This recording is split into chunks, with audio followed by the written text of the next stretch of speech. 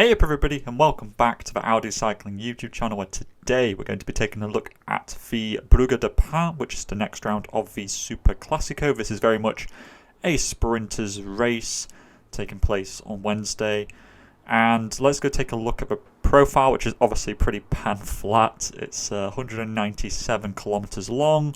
The weather forecast, obviously BBC weather forecast, whether you can rely on it or not, says that it's going to be, well, this is in miles an hour by the way, 7 to 9 miles an hour, but it's from the north, and when you look at the stage it kind of indicates that there could be some crosswind action going on. Whether 9 miles an hour is enough for that to take place, I'm not too sure, and that's also in Brugge. In De Panne, where it's a little bit closer to the coast, maybe there could be a bit more, so it's certainly worthwhile thinking about. However, generally a lot of these sprinters are very good at crosswinds, so I'm not sure if the big favourites are really going to be too rattled by that. So that's a pretty quick overview as to what the race is going to look like. Let's take a look at the riders. At the end of this, I'll try and remember to look at the classic squad game, the one with the transfers, and also the women's race as well. So obviously you've got some of the top sprinters in the world here. You've got Philipsen, who I think is still a good choice, even though he didn't look that great in Milano-San Remo. This race doesn't include any climbs, and Philipsen is one of the fastest sprinters in the race. However, if you do feel like that crash which he suffered, what was it, about a week ago, something like that, if that's still possibly hindering him, then maybe you might want to go with somebody else, and that would enable you to ease up some credits to get in perhaps a better sprinter. But I still think that Philipsen is a very good choice. De Lee probably not as much, just because as an out and out sprinter I don't think that De Lee is faster than people who are cheaper than him, so I would probably not be picking De Lee. I think that Merlier and Milan, they're both really good choices. Again, a combination of Philipsen, Merlier and Milan will be very popular in this race, so I think that that's a really safe kind of trio to be picking. Absolutely no problems with either of those two. Coy, 8th in Milano-San Remo, clearly climbing very well, in very good form. He's got a decent lead-out train, probably not as strong as I would say Soudal Quickstep's Lidl Treks or Alpecin de Koenigs is, but I still think that it's pretty good. So I think that Coy is certainly one for a top 5. Groenewegen, he has won this race in the past and finished second, but I think it was a slightly different sponsor at that point. So it was a few years ago, basically, is what I'm trying to say. Groenewegen, last 2 editions, hasn't done too great in this race, but he's got a very strong lead out. And the thing is with this race, because it's just a sprinter's race, it is very open to a bit of a lottery. There's a lot of luck involved in determining who is going to be filling out the top 10. You could get some really kind of random people, and the difference between a team finishing at the top of the Velogames rankings versus finishing, say, 500th could be a matter of like 100 points or something, which is the difference between picking somebody who finishes in 9th place versus 6th or 5th place. So it's pretty small margins at the end of the day. Christoph is also a very safe choice for a top 10. He's got a very good lead out here as well. Bauhaus, I think, and Milano, I think they both suffer from, they generally try to kind of do things on the fly a little bit. They don't follow their lead outs. Perhaps they don't have a lot of confidence in them, or they just don't gel with them very well. I'd say that by and large their lead outs aren't as strong as some of the previous ones, but I think that these guys are always those rogue sprinters who can really kind of get up there and finish inside a top 5 a bit randomly on very random occasions, but they also have a big risk of finishing like 18th place, and that could be a little bit risky in a race and a competition where consistency is key. Demar has actually been very consistent this year, and I think that he is worthwhile thinking about. However, if you pick like the big 3 riders of Philipsen, Merlier and Milan, it's very difficult to get in. Well, you can get a 16 credit rider in, but you need to fill out the other 2 slots with 4 credit riders. So I think that Damar's alright, but again, there are riders who are cheaper who probably provide a similar level of sprinting quality to him. Jakobsen, they also have Andresen here, so I'm not sure who they'll be sprinting for. Whenever both of them seem to line up on the start list, it never seems to go too great for either of them. I don't know why Picnic Postinel continue to put them both into the same race. I don't know who's the sprinter. I don't know who's the lead-out man. And it eventually just leads with neither of them getting that great of a result. So I'm not going to be picking either of them personally. You've got then 2 lead-out men here for Soudal Quickstep, so is Lascano. etc., etc. Gerber Tayson could be sprinting for himself. They also have Arne Mallet here, who is 6 credits, so a little bit of a cheaper option. I don't know who they'll be sprinting for. Mallet was, I think, inside the top 5 of Kerner Brussels Kerner. Tayson hasn't shown quite that form this year, but he's always he's a very fast sprinter in his own right. I'm just not sure who they'd be going for out and out. I would probably say that generally Arne Mallet is more suited to a lead-out role than Gerber Tayson is. So Gerber Tayson, for me, gets the slight edge for being Intermarché sprinter. You even have the Red Bull Bora Hansgrohe duo of Welsford and Van Poppel.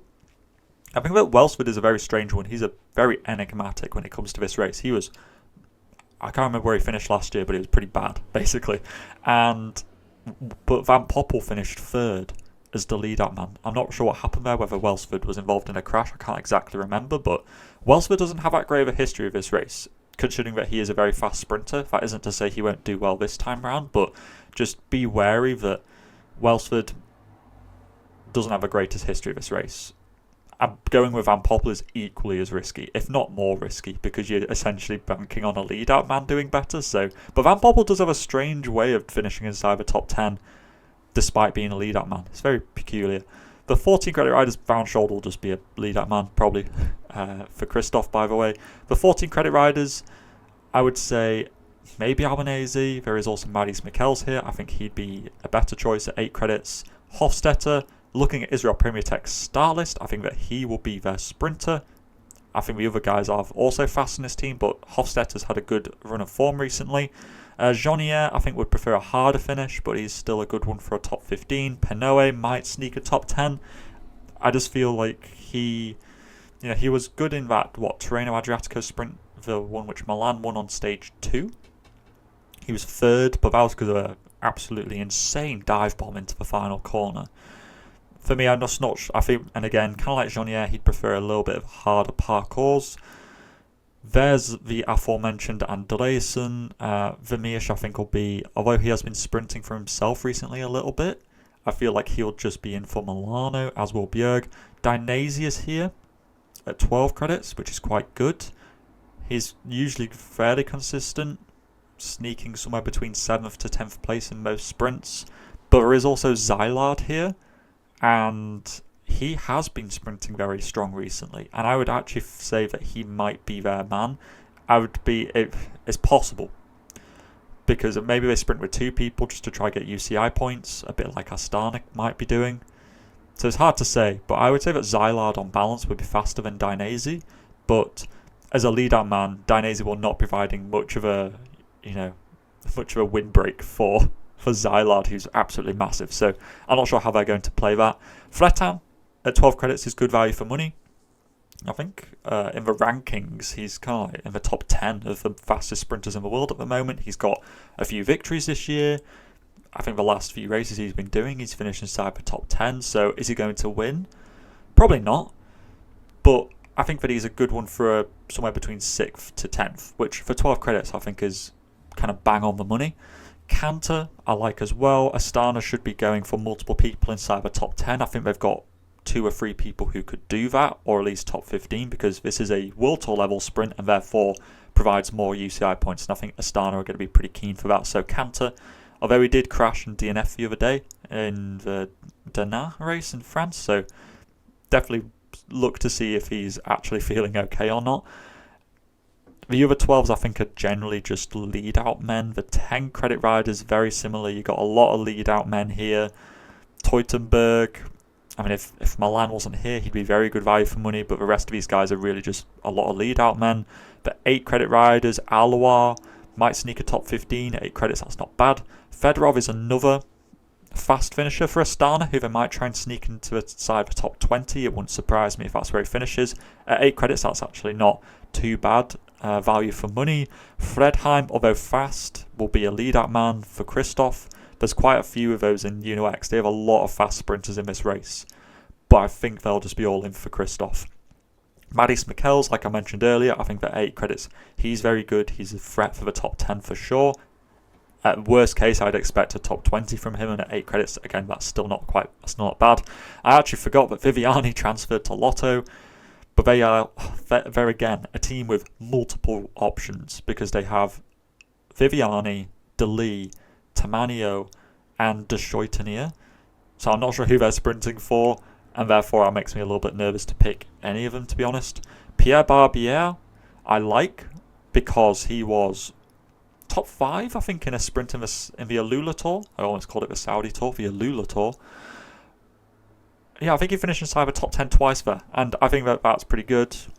At 6 credits, you can't really go too wrong with that for a guy who's, unlike, say, somebody like Blickra, he's definitely going to be sprinting. He's not going to be a lead-out man, and I think that he should be, yeah, probably, I think he could get a top 15, but realistically more like a top 20.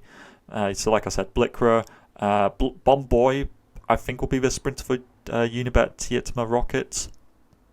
He was top 20 in Scheldeples last year. He was 4 credits last year, though, I remember, because I had him on my team. Bomboy, I think, should be their sprinter. Jürgen Blom is also very fast, so kind of just check on their results. I'd say that neither of them have... I mean, Bomboy has been sprinting in the Tour of Taiwan, I want to say, recently. I think he lost to Paul Enica, who used to ride for CIC Nantes. But Bomboy is pretty good, I would say, maybe for a top 25. There is De Schoitenier, like I mentioned earlier. He was 9th in a sprint in the UE Tour. And I'm just not sure how Lotto are going to play this. I'm not sure if they're going for UCI points or just going for multiple people. Are they going just all out for DeLee because he's the Belgian champ and he's pretty safe, just trying to get a top 10? Are they going for Viviani because he's the new signing? I just don't know. I'd say that De Schoitenier more than likely will just be a lead-out man, so it might be safer to go with some other people. Obviously, you've got a wealth of opportunities for assist points here with, Lidl Trek riders, for example, or Alpecin Koenig riders, or whoever else.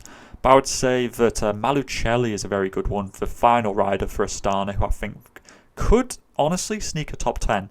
He was 2nd in a sprint of the UE Tour, the one where there was a crash, the one which took down Felix Gall, I can't remember, and Paul Cesas. I can't remember exactly which stage that was, but Malucelli is a fast sprinter, and I think that he could sneak a top 10. Again, very kind of worst case scenario, I'd think he'd get a top 20. Arne Mallet, like I mentioned earlier, if he is sprinting, 6 credits would be a very good value for money pick. But I think that with Gerber Tayson here, it might be safer to go with Malucelli just because you know that Astana are just going for UCI points farming at the moment, and you know that he's going to be getting up there probably a bit more likely than Arne Mallet will. Sebastian Nielsen was 4th in a sprint in the Prudential Tour de Turquia last year, behind, say, like Jakobsen, Andresen, and Cantor, I think. So he is a sprinter. They might go with him as well, or they might go with Bomboy or De Blom. It's hard to say exactly. And there's just so many 6 credit riders. You could go with Angeluva. He's been getting in the break fairly recently, but I think he'll just be a lead-out man for Familiar. But again, if you just want assist points, which will get you I think it's 45 assist points, 60 assist points do you get for, I think it's 45, so that's honestly not that bad. And Sacha Wemas as well, he'll be sprinting probably alongside Pierre Barbier for, maybe like a top 20. And there's Zylard as well, who I think would be a very good pick, but it's just uncertain as to whether it will be him or Alberto Dainese. I'd say it should be Zylard, but that's just my take on it. I'm not the one to call him the shots here. Blue Tomesso is also very fast for Byron Victorious, but will realistically just be leading out Phil Bauhaus, so probably not the safest. I'd actually say that Sam Gaze is quite good just for the assist points on Philipsen. If you're looking for that, Philipsen's a pretty strong lock for a podium place here. So I'd say that Sam Gaze will be getting you some points, hopefully, if you pick him. Obviously, there's other riders here like Lo Van Bell for assist points on Olav Koy, and Wiederberg for assist points on Christoph, etc., etc. So look out for assist points too. But I'd say that right at the bottom is Matt Walls, who I think should be sprinting for Groupama. Maybe he could be top 15 realistically. There's just so much sprinting talent here. It's hard to exactly categorise where people are going to kind of finish, but I think that Walls should be their leader. So at 4 credits, that's really good value for money. This is my team at the moment. Milan, Philipsen, Zylard, Fretin, Malucelli. Obviously, Zylard feels a little bit risky. because I don't know whether he's actually going to be sprinting, maybe just going for the safety of like Pierre Barbier might be a little bit of a better choice. Or I could go for Walls, I suppose, and then put those onto Malicelli to get an 8 credit rider, but I don't think there were that many which I really liked here. So maybe I could put them onto Fretin and get a 14 credit rider, but again, I don't think that the 14 credit riders are necessarily better than him. Or I could put them onto, I don't know, I could shuffle these guys around at the top. I just feel like Merlier, Milan, Philipsen is just a nice safe combination. If I wasn't to go with Philipsen and say go with Coy, then I gain 8 credits, and maybe I could put those onto Fretin and get myself Groenewegen in there as well. And from an absolute points farming, people likely to finish inside the top 10, yes, Groenewegen's a bit of a risk. You could go with Christoph as well if you feel that's a little bit safer. I actually feel like maybe that's quite a safe move as well, because then you get 4 riders who should be inside the top 10 rather than 3. But, Fretin I think is good value for money, but it is what it is. Let's go take a look quickly at the Sprint Classics. So what I have done this time around, obviously here is my San Remo team, so that you can kind of see what's happening here, and then in Brugge de Panne. So what I've done is I've kept Van der Poel in because he's doing E3. So I want to keep him in here. Because I didn't have Poggi in here, did I? No, I didn't have Poggi. So I've kept Van der Poel, and then I've used free transfers to bring in Philipsen, Merlier and Milan, because I had Coy in here previously. And then I've got the Alpecin guys coming in, Jonas Rickardt and Van den Bosch and Rob Hayes for potential assist points too. So I'm quite happy with this because I've got 1, 2, 3, 4 big sprinters in this race. Because somebody in the comment section who very helpfully said it's sometimes just better just to lock out the absolute certainties in the race or in the sprints, just because they're more certain as to who's going to be inside the kind of top 5. And then this is my women's team. They are all still in here. Balsamo, Wiebes and Charlotte Kool obviously going. They're the big ones in this race. There is also Chiara Consoni. I could go with her as well. That would ease up a little bit of credits to get maybe a 6 credit rider in. But I just feel like these are the fastest sprinters in the race. I've got Weinhoven because she's a super fast sprinter for this Melissa bike. I think she will be their sprinter. Stockman, I don't know, was like 12th in some sprint recently, and I'm just hoping she's going to be top 30.